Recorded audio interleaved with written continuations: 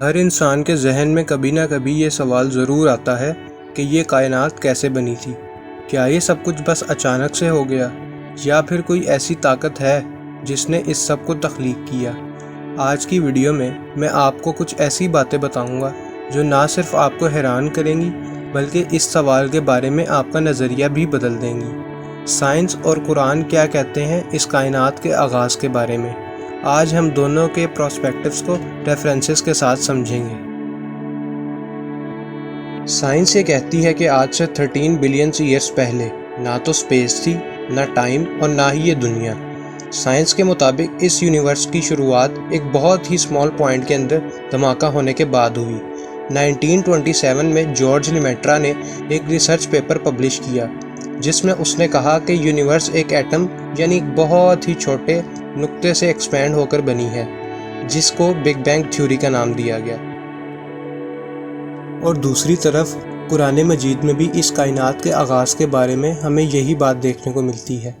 سورہ انبیاء کی آیت نمبر 30 میں اللہ تعالیٰ نے ارشاد فرمایا، کیا کافروں نے نہیں دیکھا کہ آسمان اور زمین دونوں ملے ہوئے تھے تو ہم نے ان کو جدا جدا کر دیا اور تمام جاندار چیزیں ہم نے پانی سے بنائی، پھر یہ لوگ ایمان کیوں نہیں لاتے؟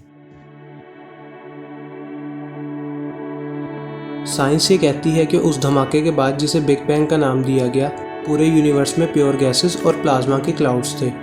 سائنس کے مطابق بگ بینگ کے بعد پورے یونیورس میں ہر طرف دھواں تھا، جبکہ دوسری طرف اللہ تعالیٰ نے اس بات کا ذکر قرآن مجید میں سورہ فصلت کی آیت نمبر 10 اور 11 میں کیا۔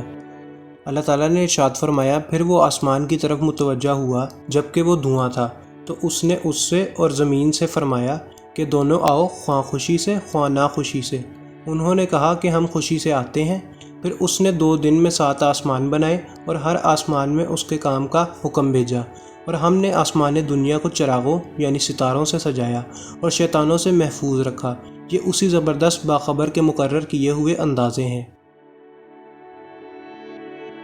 سائنس یہ کہتی ہے کہ بگ بینگ کے بعد گلیکسیز اور سٹارز بنے، اور اس کے بعد سورج کے گرد گیسز اور پتھروں کا ایک کلاؤڈ گھومنے لگا، اور گریوٹی کی وجہ سے یہ پتھر آپس میں مل کر ایک گول شکل اختیار کر گئے جسے ہم ارتھ کہتے ہیں۔ سائنس کے مطابق جب ارتھ وجود میں آئی تو کئی صدیوں تک اس میں بارش ہوتی رہی، جس کی وجہ سے سمندر وجود میں آئے، اور سائنس کے مطابق ارتھ پر زندگی کا آغاز پانی سے ہوا۔ اور دوسری طرف اللہ تعالیٰ نے سورہ انبیاء کی آیت نمبر 30 میں ارشاد فرمایا، کیا کافروں نے نہیں دیکھا کہ آسمان اور زمین دونوں ملے ہوئے تھے تو ہم نے ان کو جدا جدا کر دیا اور تمام جاندار چیزیں ہم نے پانی سے بنائیں، پھر یہ لوگ ایمان کیوں نہیں لاتے؟ اس سے یہ بات ثابت ہوتی ہے کہ زمین پر زندگی کا آغاز پانی سے ہوا۔ سائنس یہ کہتی ہے کہ ارتھ پر لائف نے سٹیجز میں جنم لیا، پہلے بیکٹیریا بنا، اور پھر بیکٹیریا سے کمپلیکس سیلز بنے، اور پھر ان کمپلیکس سیلز سے اینیملز بنے۔ سائنس نے اس پروسیس کو بایولوجیکل ایوولوشن کا نام دیا۔ جبکہ قرآن مجید میں بھی اللہ تعالیٰ نے انسان کو سٹیجز میں پیدا کرنے کا ذکر کیا ہے۔ سورہ نوح کی آیت نمبر 13 میں اللہ تعالیٰ نے ارشاد فرمایا، حالانکہ اس نے تم کو طرح طرح کی حالتوں میں پیدا کیا ہے۔ اور دوسری طرف سورہ المومنون کی آیت نمبر 11 سے 14 کے درمیان اللہ تعالیٰ نے ارشاد فرمایا، اور ہم نے انسان کو مٹی کے خلاصے سے پیدا کیا ہے، پھر اس کو ایک مضبوط اور محفوظ جگہ میں نطفہ بنا کر رکھا، پھر ہم نے نطفے کا لوتھڑا بنایا، پھر لوتھڑے کی بوٹی بنائی، پھر بوٹی کی ہڈیاں بنائیں، اور پھر ہڈیوں پر گوشت پوش چڑھایا، پھر اس کو نئی صورت میں بنا دیا۔ سو بڑا برکت والا ہے اللہ جو سب سے اچھا بنانے والا ہے۔ سائنس یہ کہتی ہے کہ یونیورس میں دھماکے کے بعد بہت گرمی تھی۔ جیسے ہی یہ گرمی کم ہونا شروع ہوئی، ہائیڈروجن اور ہیلیم گیسز بنی۔ یہ گیسز گریوٹی سے ایک جگہ اکٹھی ہونا شروع ہوئی، جس کے بعد سٹارز اور گلیکسیز بنی۔ قرآن مجید میں اللہ تعالیٰ نے کئی جگہ پر ستاروں کا اور ستاروں کے نظام کا ذکر کیا ہے۔ سورۃ الحجر کی آیت نمبر 15 میں اللہ تعالیٰ نے ارشاد فرمایا، اور ہم نے آسمان میں برج بنائے ہیں اور دیکھنے والوں کے لیے اس کو سجا دیا ہے۔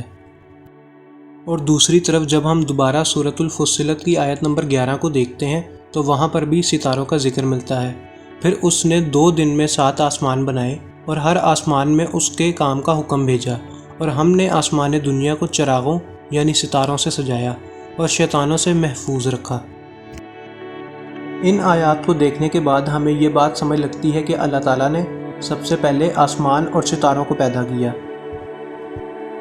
1929 میں ایڈون نے گلیکسی آبزرویشنز کے بعد جو تھیوری پیش کی تھی اس میں اس نے کہا تھا کہ یونیورس ایکسپینڈ کر رہی ہے، اور آج ناسا بھی آفیشلی یہ بات کہہ چکا ہے کہ یونیورس ایکسپینڈ کر رہی ہے اور سٹارز ایک دوسرے سے دور جا رہے ہیں۔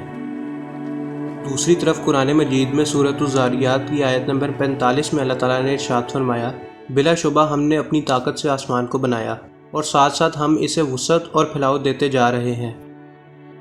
سائنس کے مطابق اس یونیورس کا آغاز بس نیچرل لاز کے ذریعے سے ہوا، مگر سوال یہ پیدا ہوتا ہے کہ اتنے پرفیکٹ نیچرل لاز کس نے بنائے؟ Gravity, speed of light, nuclear force. اگر ان میں سے تھوڑا سا بھی امبیلنس ہوتا کسی میں تو نہ ارتھ ہوتی، نہ لائف اور نہ ہم۔ امید ہے کہ اس ویڈیو کو دیکھنے کے بعد آپ کو اس سوال کا جواب مل گیا ہوگا کہ یہ دنیا کیسے بنی تھی۔